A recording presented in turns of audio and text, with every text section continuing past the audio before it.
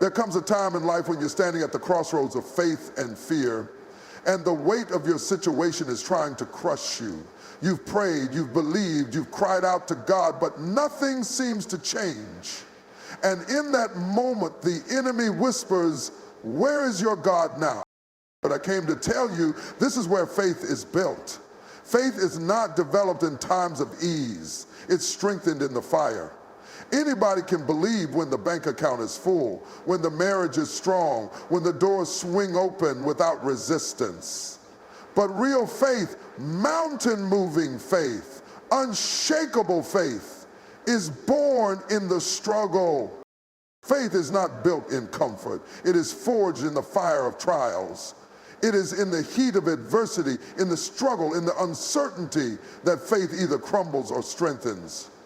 Anyone can believe when life is easy, when the doors swing open effortlessly, when prayers are answered before they even leave your lips. But real faith, the kind that moves mountains, the kind that sustains you when everything around you is shaking, that faith is born in the fire. When you are thrown into situations that test every fiber of your being, when you are faced with battles you never saw coming, that is where faith is developed. It is one thing to read about faith, to hear sermons about trusting God, but it is another thing entirely to stand in the middle of chaos and declare, "I will not be moved." That kind of faith does not come from comfort. It comes from surviving what should have destroyed you. Look at the story of the 3 Hebrew boys who were thrown into the fiery furnace.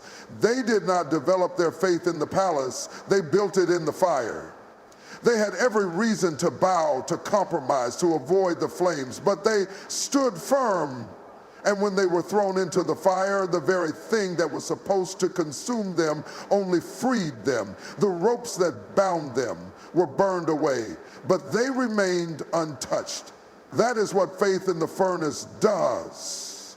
It does not just sustain you, it sets you free. Some of the greatest testimonies do not come from people who avoided the fire, but from those who walked through it and came out stronger.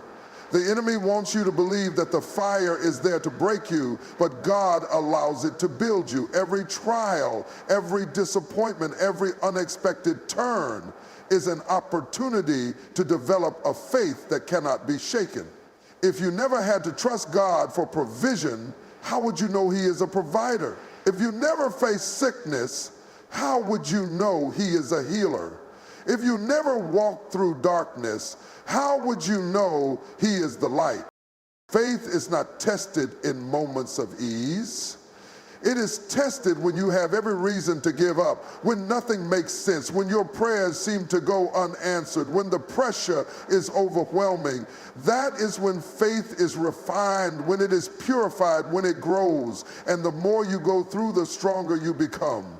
The same fire that melts wax also hardens clay. It is not about the fire itself, but about what you are made of. You may be in the fire right now, but do not despise it. This fire is not your end, it is your process. It is shaping you, strengthening you, preparing you. You are not being burned, you are being built. Faith is growing in the very place the enemy thought it would die. Waiting is one of the hardest things to do, especially when you are believing for something that feels long overdue. You pray, you fast, you declare, but nothing seems to move. The temptation in the waiting is to believe that silence means rejection, that God's delay means God's denial, but just because He has not moved yet does not mean He is not going to move. His timing is not our timing, and His ways are not our ways. What feels like a delay to you is often divine preparation.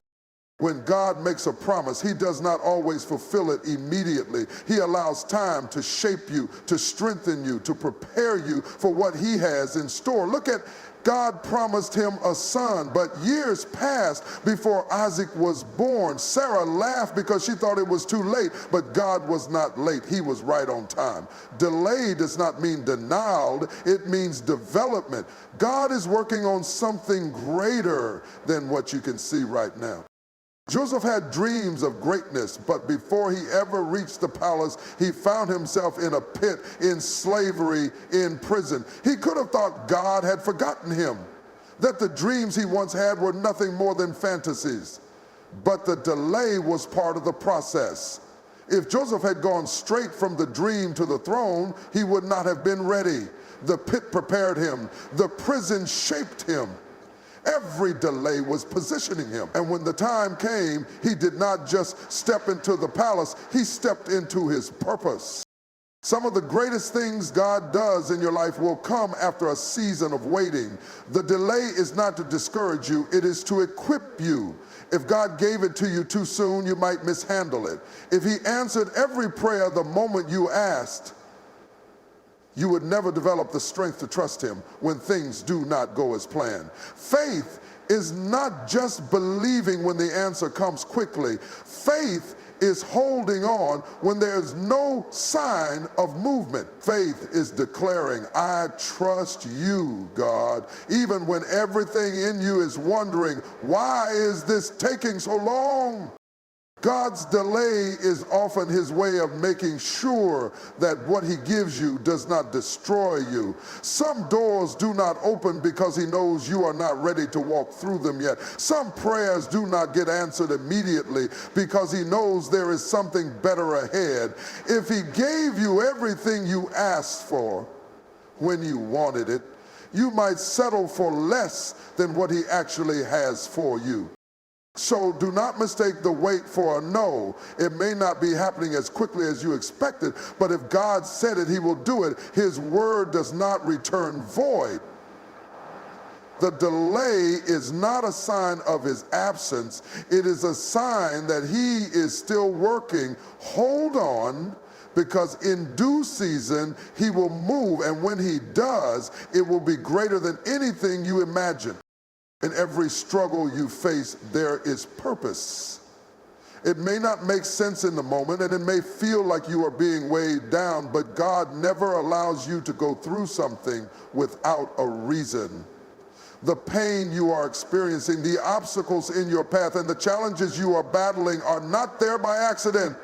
They are part of a divine plan that is unfolding in ways you cannot yet see. When you go through struggles, you often wonder, why me, why now? But the truth is, struggles do not come to destroy you. They come to refine you, to build you, to prepare you for what God has ahead. Think about gold. Gold must go through the fire to be purified.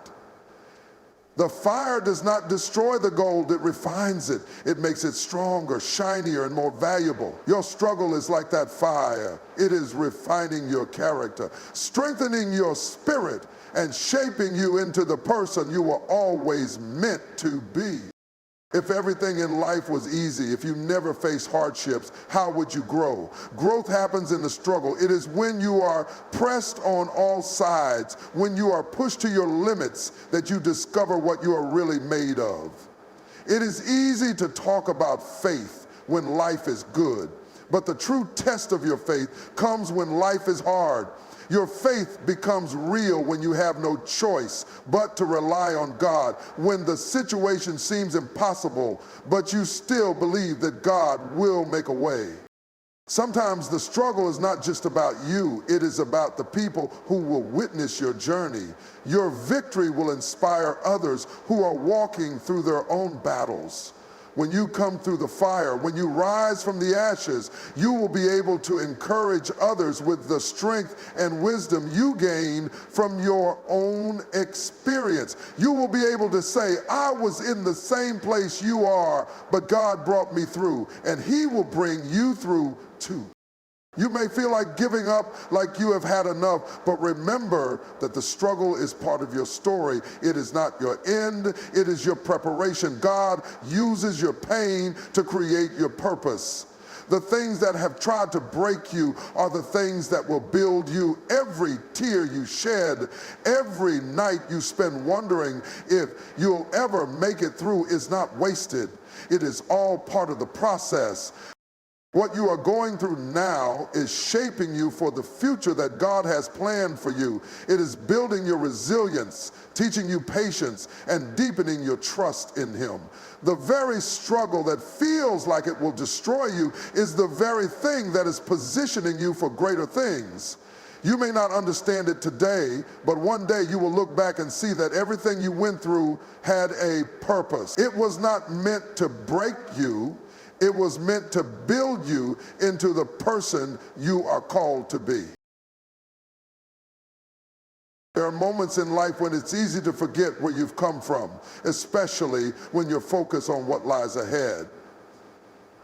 But when doubt begins to creep in, when the road feels too hard, or when you start questioning whether you can make it through, it's important to pause and reflect on where God has already brought you from. Think about your past, the times you thought you couldn't go any further, the moments when you were on the brink of giving up. Reflect on the situations that seemed impossible, the struggles that felt insurmountable, and the challenges that tried to break your spirit. Yet here you are. You're still standing, still moving forward. That is not by your own strength, but by God's grace and faithfulness. If He brought you through then, He will bring you through now. When you take a moment to look back, you see the hand of God in every part of your journey. Maybe you've experienced heartbreak, rejection, loss, or failure, but you're still here. You didn't stay down. You didn't let the trials consume you. Through every storm, God carried you. And in those times when you thought you were alone, He was right beside you, strengthening you, guiding you, and preparing you for what was to come. Look at how far you've come. You've overcome obstacles that once seemed like walls too high to climb. You've survived battles that left you feeling wounded, but you didn't let those wounds define you. You've come through situations where you didn't know how you'd make it, but somehow by God's grace, you did. Now, you're standing stronger, wiser, and more resilient than ever.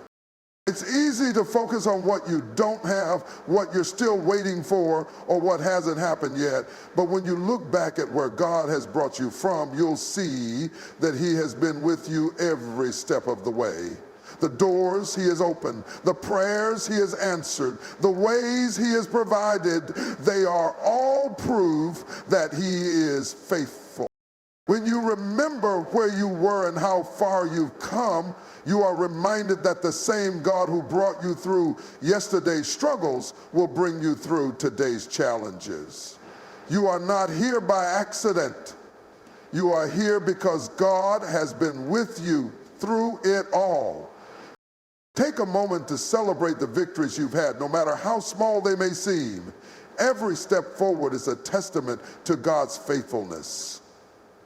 You've come from a place of struggle to a place of strength, from a place of fear to a place of faith. Every battle you've won, every obstacle you've overcome is a reminder that with God, nothing is impossible. Look at where He brought you from. Remember the times when you thought it was over, but God made a way. You're living proof that He can do anything. If He did it before, He will do it again. Let that truth stir up a fresh confidence and trust in your heart. The same God who brought you through yesterday will see you through today and lead you into a brighter tomorrow. Faith is not simply a belief, it's a force that propels you into action.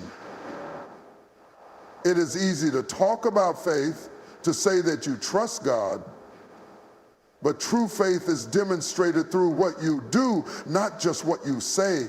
You can declare that you believe God is a provider, but your actions show whether or not you actually trust that He will provide. Faith that moves mountains is the faith that refuses to sit still and wait for things to happen. It is the faith that gets up and moves toward what God has promised, even when it seems impossible. When the Israelites were facing the Red Sea, it wasn't enough for them to just cry out to God. God told Moses to stretch out his rod, to take action, to do something that required faith. It was only when they obeyed and stepped into the water that the miracle happened. The sea didn't part until they took the first step. This is the principle of faith. You must act on what you believe. When God speaks, faith requires you to move in alignment with his word, even when the way forward looks uncertain. The Bible says that faith without works is dead. That means if you truly believe that God has a plan for your life, if you truly believe that he will provide, if you truly believe that he has called you to something greater, your actions must align with that belief. You can't wait for things to magically fall into place. You have to step out and take the first step, even when you don't have all the answers. Look at the woman with the issue of blood. She had spent years suffering, and according to the law, she was considered unclean, unable to approach anyone, let alone touch Jesus. But when she heard that Jesus was near, she didn't wait for permission. She acted on her faith. She reached out, pushed through the crowd, and touched the hem of his garment. Her faith was not passive, it was active, and it was that action that brought about her healing. Jesus didn't just heal her because of her belief. He healed her because her belief prompted her to move in faith. When you step out in faith, you are declaring that you trust God, that you believe his word is true, and that you are willing to risk everything to follow his direction. It is one thing to believe that God can open doors, but it's another thing to walk toward them with the confidence that he will do so. Faith requires movement. You have to move in the direction of your promise, even if it doesn't look like the way is clear. Faith is not a passive hope. It is an active pursuit. It is not enough to pray and believe for change if you are unwilling to change yourself. It's not enough to trust that God will provide if you are not willing to work, to put in the effort to align your actions with his will. Faith requires action. Action that is rooted in trust, obedience, and belief that God will meet you at the point of your willingness to move. If you want to see the fulfillment of God's promises, you must first take the step of faith. Only then will you experience the miracles he has waiting for you. In the midst of uncertainty, when everything around you feels chaotic, when the storms of life are howling and the waves seem ready to overtake you, it's easy to forget one simple truth: God is still in control. No matter how much things feel out of your hands, no matter how many things seem to be falling apart, God is still seated on his throne, and he has not lost control of your life. We often try to control our circumstances, to plan every step, to organize every detail, but we forget that there is only so much we can do. In moments of crisis, when things seem impossible, it can feel as though we are powerless, that we have no way of making things right. But God, in his sovereignty, is never caught off guard. He is not surprised by the challenges you face, and he is not overwhelmed by the struggles you endure. He is still the creator of the universe, still the one who commands the winds and the waves, and still the one who has the final say. When life throws you curveballs, it is easy to question where God is, to wonder if he's forgotten you or if he's left you to handle things on your own. But that is a lie from the enemy. God is right there with you in the midst of your trials, and his control is not determined by what you can see in the natural. He works in ways that are beyond our understanding, and sometimes he allows us to go through difficult times, not because he is absent, but because he is preparing us for something greater. The children of Israel were in slavery for years, crying out for deliverance. Their situation seemed hopeless, and for a long time it appeared as if God wasn't answering their prayers. But God was still in control. His plan was unfolding even when they couldn't see it. The same is true for you.